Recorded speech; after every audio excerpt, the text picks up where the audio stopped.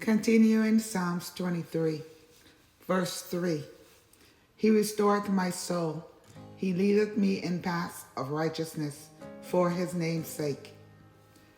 So Psalms 5:8 reads, Lead me, O Lord, in thy righteousness because of my enemies.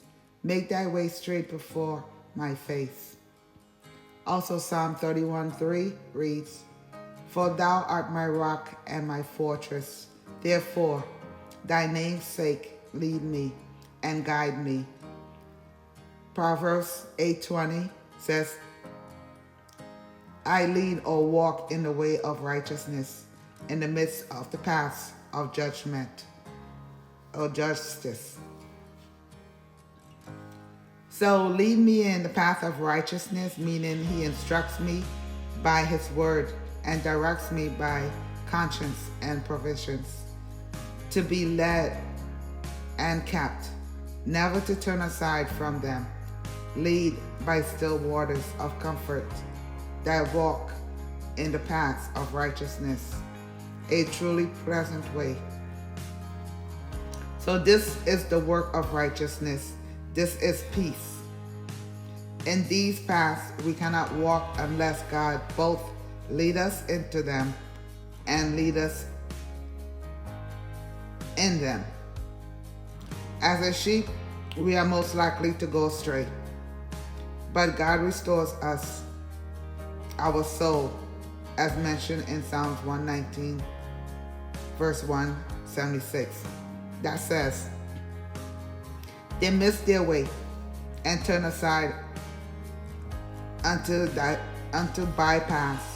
But when God shows them their error, give them repentance, and brings them back to their duty again, he restores the soul. And if he did not do so, they would wander endlessly and be undone.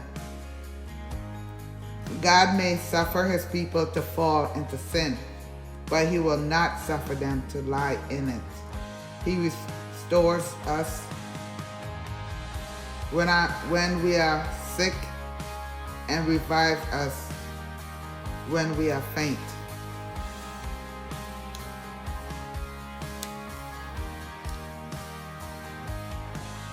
So he restores the soul which was ready to depart. He is the Lord our God that heals us, according to Exodus 15:26. It is the good shepherd that keeps us from fainting. So in immediate danger, the phrase,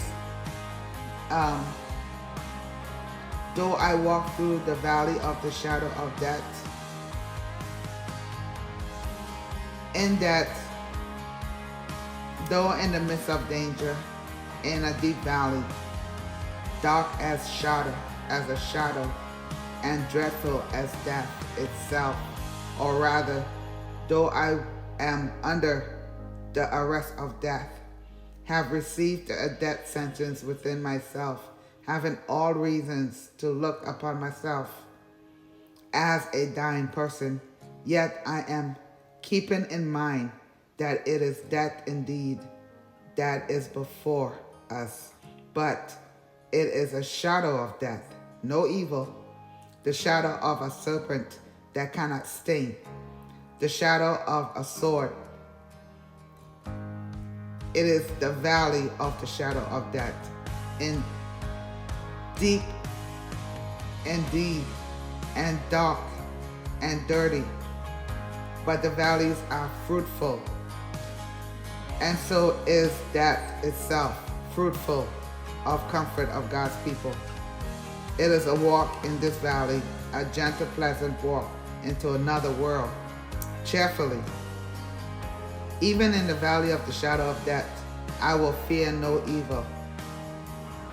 A child of God may meet the messenger of death and receive its summons with a holy security and serenity of mind.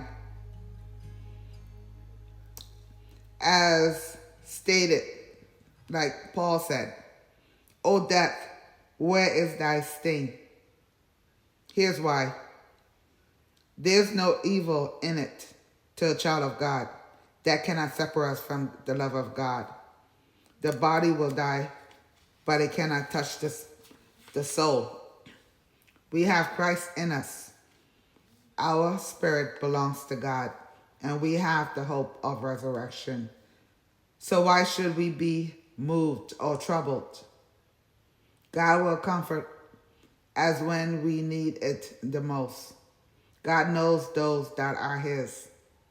God comforts with his word and spirit, his rod and staff, the shepherd's crook, the rod under which the sheep passes when they are counted according to Leviticus 27:32, the staff which the shepherd drove away the dogs that come to scatter or wrong the sheep. Likewise, God will rebuke the enemy and will guide us with his rod and sustain us with his staff. Psalms 110:2, the rod of Christ, strength, that there is enough in that comfort to the saints when they come in to die, and underneath them are the everlasting arms of mercy. So that was verse 4. It said, yea, though I walk through the valley of the shadow of death. In Job 3:5, it says, let darkness and the shadow of death stain it. Let a cloud dwell up it. Let blackness of the day terrify it. So Job 10:21-22 says, before I go whence I shall not return, even to the land of darkness and the shadows of death, a kind of darkness as darkness itself, and the shadow of death without any order, and where the light is as darkness, I will fear no evil. Psalms 3:6 says, I will not be afraid of 10,000 of people that have set themselves against round about. Psalms 27:1, the Lord is my light and my salvation. Whom shall I fear? The Lord is the strength of my life. Whom shall I be afraid? For thou art with me, thy rod and thy staff, they comfort me.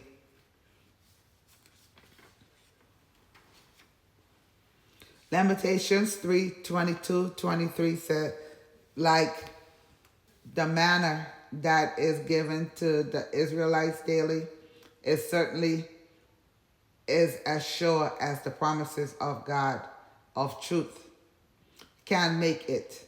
And we know that whom we have believed, we can surely proclaim and declare that the goodness and mercy haven't followed all the days of our lives on this earth. And when it is ended, I shall be removed to a better world, to dwell in the house of the Lord forever, in our Father's house above, where there are many mansions. With that I am pleased. Much with what I hope for, I am pleased even more. All this and heaven too. Then we serve a good master.